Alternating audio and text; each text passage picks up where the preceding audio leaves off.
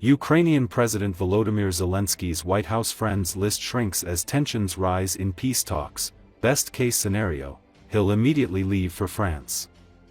The always tense relationship between the two leaders has escalated into open hostility this week, the New York Post reports. While the deterioration in relations between Washington and Kyiv seems sudden, one source familiar with the White House discussions said, "This is nothing new to me. I've been hearing for months that it's time for elections and new leadership." A second source close to Trump agreed with the assessment and suggested that the best option for Zelensky and the world would be for him to leave for France immediately. Meanwhile, a White House official admitted that he doesn't like Zelensky because he bans churches.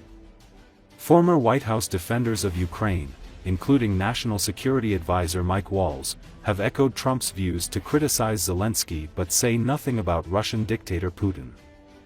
The U.S. president's statements show that he wants the elections in Ukraine to take place as soon as possible, and for Zelensky to be replaced by someone more amenable to negotiations. This could be someone Trump and his allies trust, a military leader or a businessman, the publication noted. At the same time, sources noted that there is no obvious candidate that Trump would prefer. Presidential elections were due to be held in Ukraine last year, but were postponed due to the state of martial law Zelensky declared February 24, 2022, in response to the Russian invasion. According to the country's constitution, elections cannot be held under martial law. Tensions between Trump and Zelensky date back to 2019 when the then 45th president urged his counterpart to launch an investigation into the Biden family's dealings with Ukrainian natural gas company Burisma Holdings, which paid Hunter Biden a salary of $1 million a year while his father Joe Biden was vice president and leading American policy toward the country. Zelensky declined to launch the investigation but deftly navigated the ensuing controversy after the distribution of a transcript containing Trump's request, insisting he felt no pressure in that call, as congressional Democrats moved to impeach Trump for allegedly abusing his power.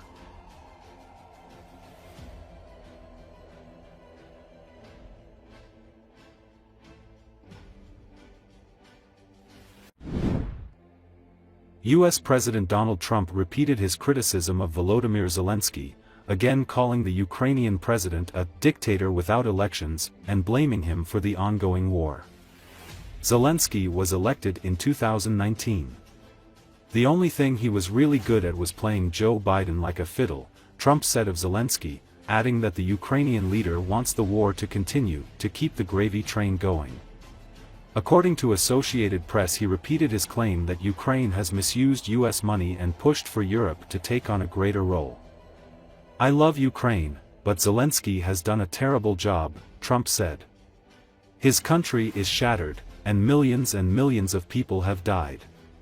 Trump's assessment is at odds with the prevailing sentiment in the aftermath of Russia's 2022 invasion, when Ukrainian battlefield successes and Zelensky's leadership were sources of inspiration in the West. Take a look at the death in the Middle East and the death that's taking place between Russia and Ukraine. It's been going on, and we're going to end it. There's no profit for anyone in having World War III, and you're not so far away from it. I'll tell you right now, you're not so far away. If we would have had this administration for another year, you would have been in World War III, and now it's not going to happen. A lot of people will. A lot of people are calling. A lot of car companies are calling. They called me, three of the majors. They called and they said, "We're looking all over the place. We want to be there." I'm going to be announcing tariffs on cars and semiconductors and chips and pharmaceuticals, drugs and pharmaceuticals and lumber probably and some other things over the next month or sooner. And it's going to have a big impact on America. We're bringing our businesses back. If they don't make their product in America, then they have to pay a tariff. But if they do make their product in America, they don't have to pay any tariff, which will it's all going to bring trillions of dollars into our treasury, or it's going to mean that there won't be any taxes because we won't have a fair base. But think of it, a modestly successful comedian, President Zelensky, talked the United States of America into spending $350 billion to go into a war that basically couldn't be won. that never had to start and never would have started if I was president, not even a chance, and it didn't start for 4 years. He refuses to have elections, is low in the real Ukrainian polls. I mean, how can you be high with every city is being demolished? It's hard to be high. Somebody said, oh no, his polls are good, give me a break. Every city is being demolished. They look like a demolition site, every single one of them. And the only thing he was really good at was playing Joe Biden like a fiddle. He played him like a fiddle. That's an expression we use, Yasser, to say that he's pretty easy, pretty easy. A dictator without elections. Zelensky better move fast or he's not going to have a country left. Got to move fast because that war is going in the wrong direction. In the meantime, we're successfully negotiating an end to the war with Russia.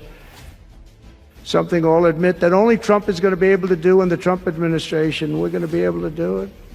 I think Putin even admitted that. Biden never tried.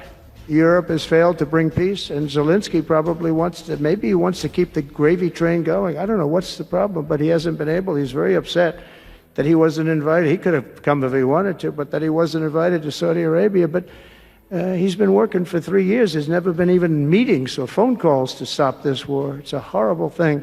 People respect America now, and we were a country of peace, and we brought peace to the rest of the world. I love Ukraine, but Zelensky has done a terrible job. His country is shattered, and millions of people have unnecessarily died. And you can't bring a war to an end if you don't talk to both sides. You got to talk. They haven't been talking for 3 years. Look, I don't want to be, I wish I could say, I wouldn't have run. If I thought Biden was doing a good job, if I thought they were, I wouldn't have run. Because as I said, it was very dangerous to run in a lot of ways. In fact, my ear will show that when you look at it closely. My ear, I have that throbbing feeling every once in a while, but it was dangerous in a lot of different ways. But he was so bad that I had no choice but to do it.